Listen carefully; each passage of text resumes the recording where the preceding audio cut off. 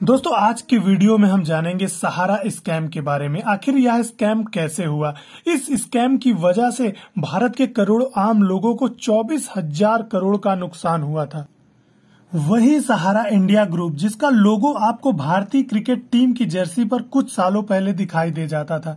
इस कंपनी का गठन किया था सुब्रत राय ने और सुब्रत राय की हाल ही में मृत्यु हो गई है।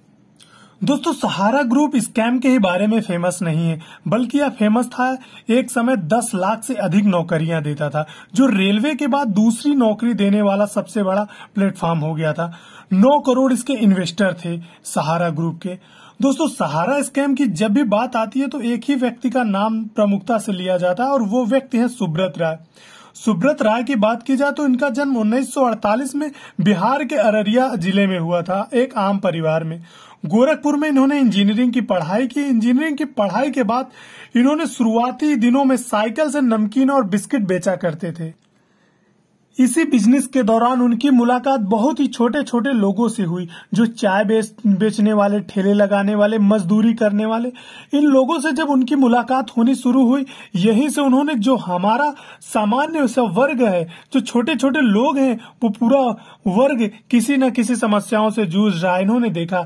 वहां उन्होंने उस समस्या का आकलन किया। समस्या दरअसल ये थे कि जो छोटे छोटे दुकानदार हैं, वो मान लीजिए 100 रुपए कमाते और 100 के 100 रुपए खर्च हो जाते। वो भविष्य के लिए कुछ बचा नहीं पाते, कुछ निवेश नहीं कर पाते। यही समस्या सुब्रत राय ने समझी और उन्होंने यहां से एक नए विचार की शुरुआत की। इन्होंने 1976 में गोरखपुर की एक चिट फंड कंपनी खरीदी, अधिग्रहण की सुब्रत राय ने, जिसका नाम 1978 में इन्होंने सहारा इंडिया परिवार रखा।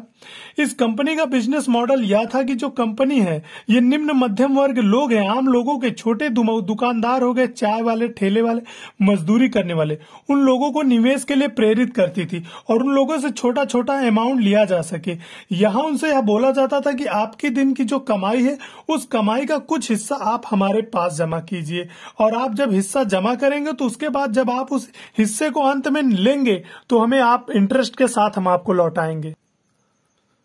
तो कंपनी आम लोगों से पैसा लेती थी, उसके बाद कंपनी उस पैसे को अलग अलग सेक्टर्स में निवेश करती थी और यह बहुत ही सफल मॉडल शुरुआत में साबित हुआ। एक समय इसके 10 लाख से अधिक लोगों को इन्होंने रोजगार दिया। इनके 9 करोड़ से अधिक लोगों इनके इन्वेस्टर्स हो गए। वहीं धीरे धीरे इस सहारा ग्रुप की समस्या की शुरुआत होती है। समस्या की शुरुआत मुख्यतः 2009 से होती है, क्योंकि 2008 में दुनिया में वैश्विक मंदी आई थी, ग्लोबल रिसेशन, जिसका प्रभाव सहारा इंडिया परिवार पर भी पड़ा। इस मंदी की वजह से आम लोगों पर भी इसका प्रभाव देखने को मिला। अब जो कंपनी में ग्राहक थे, जो निवेश कर रहे थे, उनकी संख्या भी कम होने लगी। वहीं दूसरी तरफ जो लोग कंपनी में पहले से ही निवेश कर रखा था, जिन्होंने कंपनी में पैसे जमा किए थे, उन्होंने पैसे की जरूरत पड़ती है और वह कंपनी के पास जाते हैं और कंपनी से पैसा मांगने लगते हैं।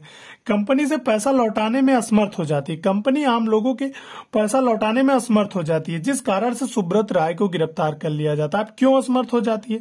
सामान्य भाषा में इसे हम समझें तो सहारा इंडिया ग्रुप था, उसने आम लोगों से पैसे एकत्र किए, उनको ब्याज देने के एवज में, और उन पैसों को अपनी कंपनी में निवेश किया और फिर उस कंपनियों में नुकसान हो गया, जिस वजह से आम लोगों के पैसे लौटाने में असमर्थ हो जाती है, जिस कारण से सुब्रत राय को गिरफ्तार किया जाता है। दोस्तों हमारा वीडियो आपको अच्छा लगा हो तो हमारे चैनल को जरूर सब्सक्राइब करें।